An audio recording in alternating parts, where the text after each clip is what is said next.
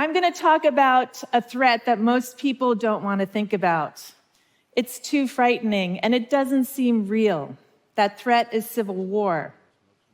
Welcome back to Crestone Podcast Radio. This is a very important broadcast today, the beginning of the year 2025. I would say Happy New Year's, but we need to get up and get ahead of this problem right now because across all of mainstream media, we've been hearing a lot of talk about civil war, and they just don't say it for no apparent reason. There's many layers in how we can get into a civil war right now. So please stay tuned and stay along with us because the United States is now more divided along ideological and political lines than at any time since 1850. That's when the Civil War started. As we can see through all of these headlines, okay, Republicans admit mega civil war is a total shit show and is only going to get worse. Now, there's many layers to this as I'm speaking about, okay? We're going to start off with this very first one, the H-1B. That is a hiccup, a glitch within Trump's administration. They're trying to push it out as a narrative of all shit's going to break loose, okay? Now, I don't think that this is really going to happen, but the real big main problem that I have a feeling that is going to happen is they're going to overthrow Trump's election in Congress. And this has been talked about. And if you guys ever remember what Jamie Raskins has said with the 14th Amendment and Section 3 and how Congress can use it to overthrow Trump's administration. And Raskin and Wishmere are working on legislation to be able to make this happen. If this actually happens, this could piss off a lot of patriots and Americans. So there's the visa, and then there's this. Now, I want you guys to listen to Jamie Raskins right now on what he says on this, and he actually brings up the words civil war, okay?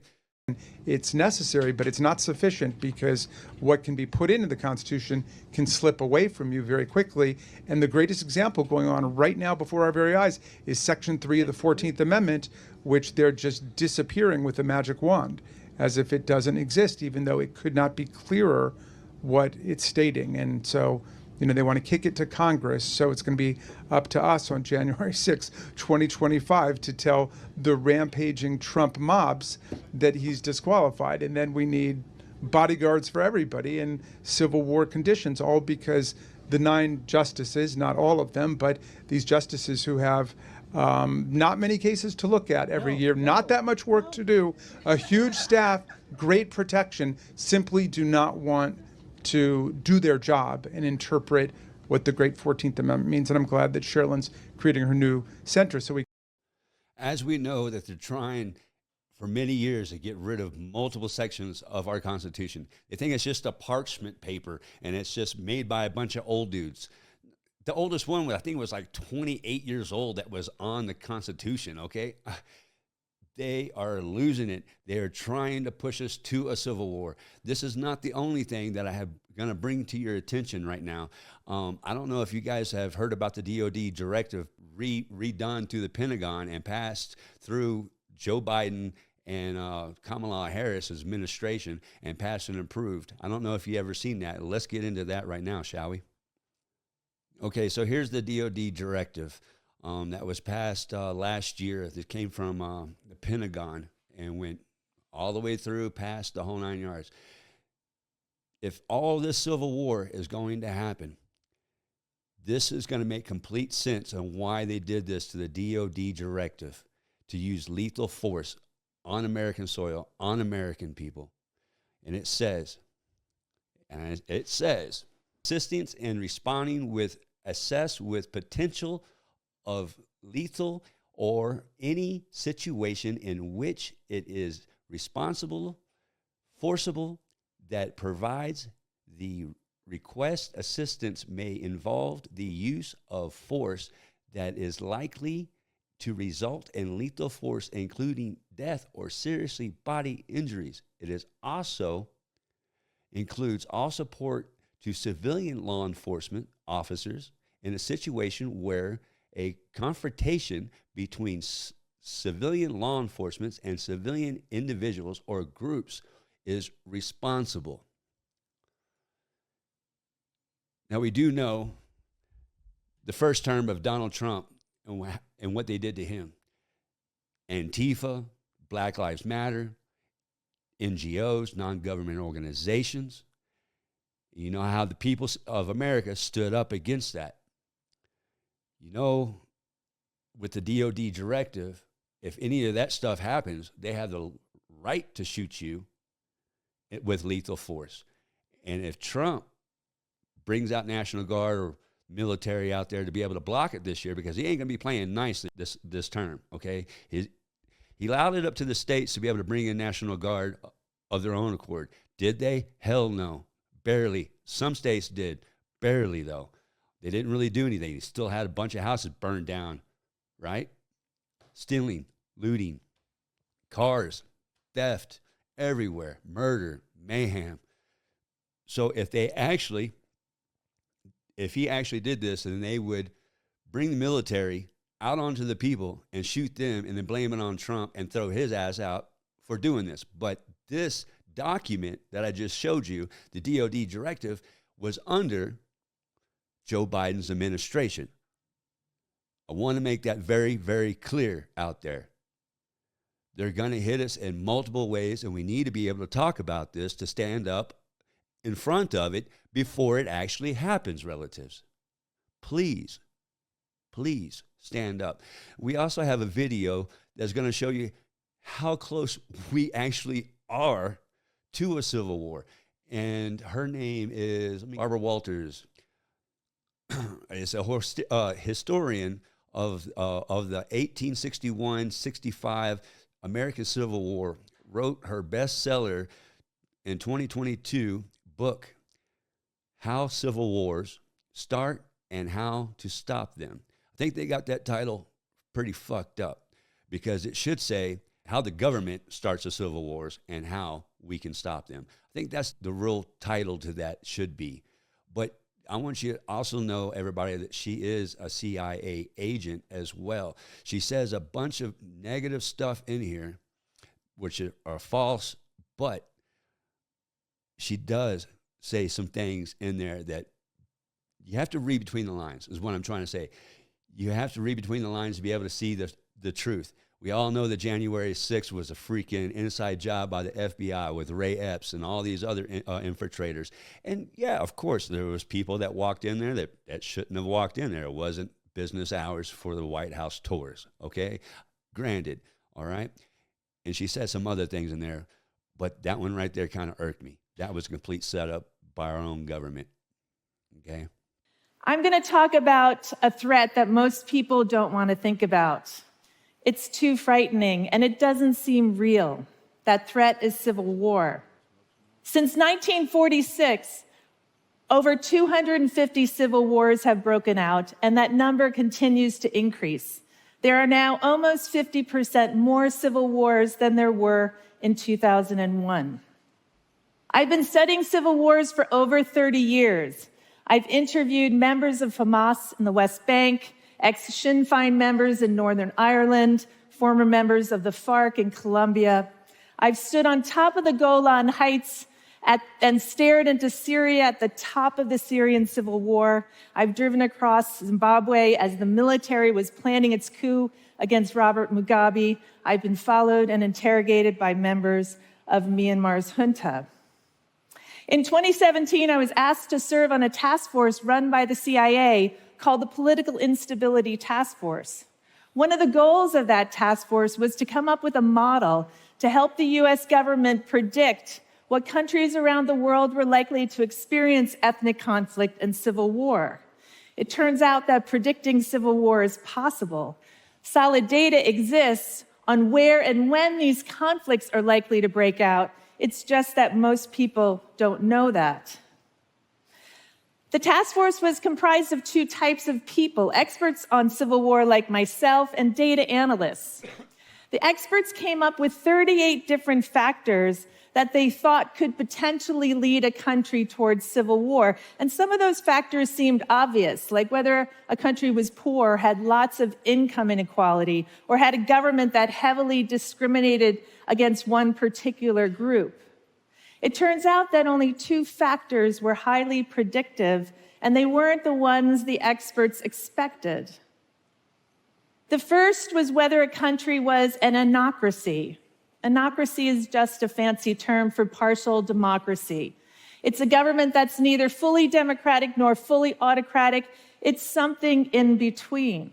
So think about Hungary today. Hungary holds elections. Hungarians eagerly go out and vote. It's just that whoever wins those elections can basically do whatever they want. The second factor was whether citizens in these anocracies had formed political parties around identity rather than ideology.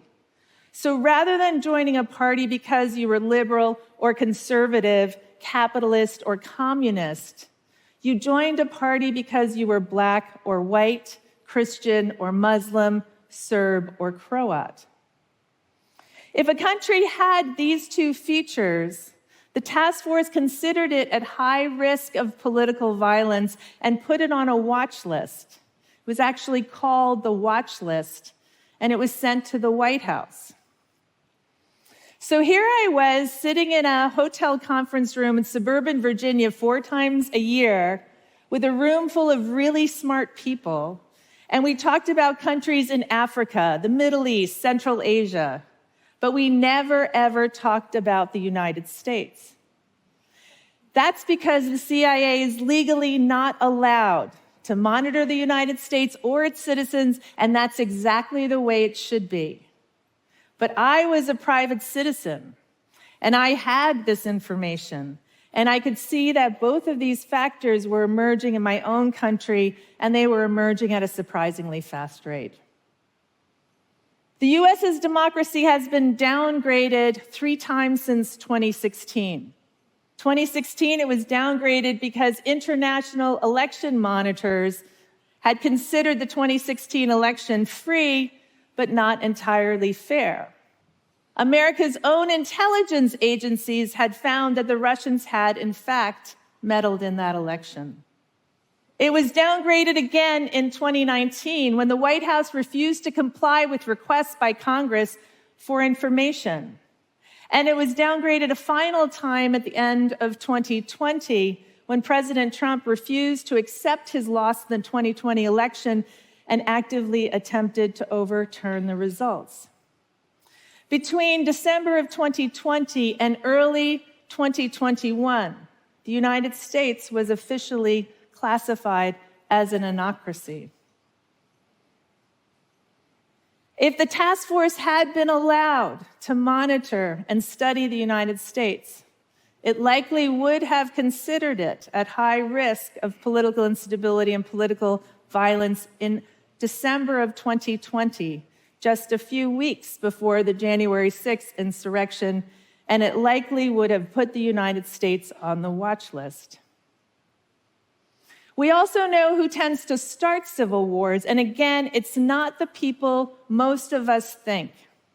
It is not the poorest people in society. It is not the people who are most oppressed by their government. The people who tend to start civil wars, especially ethnically based civil wars, are the groups that had once been politically dominant but are in decline. If you think back to the former Yugoslavia, Serbs had enjoyed most of the positions in government and the military throughout the Cold War for decades. But they were the ones who stood to lose the most as Yugoslavia democratized. The Serbs started that war. Iraq's Sunnis similarly enjoyed most of the key positions in the military and in government under Saddam Hussein. But when the United States toppled Saddam Hussein, they also threw the Sunnis out of their positions. It was the Sunnis who started that war. In the United States, the rise of militias has been driven primarily by white men who see America's identity changing in ways that directly threatens their status. Put the damn brakes on, lady. White people? Nah. What about your Antifa? What about your Black Lives Matter? What about your Muslims? What about all your Venezuelans? What about your MS-13s? Come on, we have a lot to lose here in America. Hey, we fight for American people. Hey, some of our policies might not be that damn great within Trump's administration, but hey, it's better than all the other ones, okay? So therefore, it's better. No one's perfect. We try to be perfect. We're not made in the eye of God or Takashilan or Shiva or whoever you believe in, okay? Those people are perfect. We have flaws, but we got to work together. We got to talk about this with one another as we're being censored here. So please, if you like what you're hearing, if you like what you're seeing, please share. Please comment. Please follow us. We're being shadow banned. We need help here on Facebook. We need some help on YouTube, Rumble, X. You can find us all there. Under Jeff Winsett, it's Creststone Podcast Radio, God's Green Earth. You can't miss me. Creststone Podcast Radio on God's Green Earth. Look me up, Jeff Winsett, okay? But anyways, as we can totally see that this lady is completely lying on multiple topics, but we are that close to a civil war, relatives. I can't express it enough on how we are in a civil war. You know, you saw the layers and how I just built up to this, but there's still the frosting on the cake, and I'm about to hand that to you, okay? 2020, okay? We were that close already. The 20 years, century, we're already there. I mean, we're that close for a civil war, relatives. And I've done a video before of a revolution and what that would look like here in America. You guys should really go take a look at that video. I'll try to leave the link up above so you can just push the blue buttons in and it'll go right into it. But you should really look at that because I brought up some really important parts about our infrastructure and what would happen and as disease builds as our infrastructures fall. And that's exactly the frosting on the cake. The frosting on the cake is now how they're already ramping up the N1H1 bird flu all across America. And as this new alert in Congo just erupted with a new pandemic there that's been killing over 150 people, but mostly teenage kids, okay? So now they're attacking our kids again, another disease that's going to come over here, and they're trying to help. Oh my God, let me just read it to you, okay? This is crazy, people.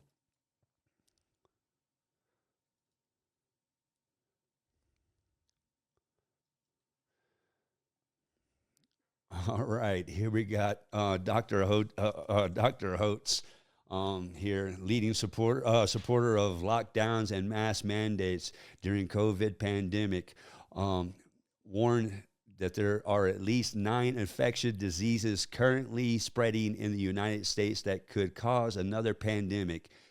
In a plea to Trump's administration not to cut diseases release funding, scientists are currently warning over a surge of bird flu cases in animals that are spilling into humans, as well as a resurgence in measles and whooping cough linked to failure of vaccination rates. Okay, the bird flu case, there was a couple of cases, but the same damn time they tested with the test, and they rose up the PCR test levels so they can find anything that they test for, okay?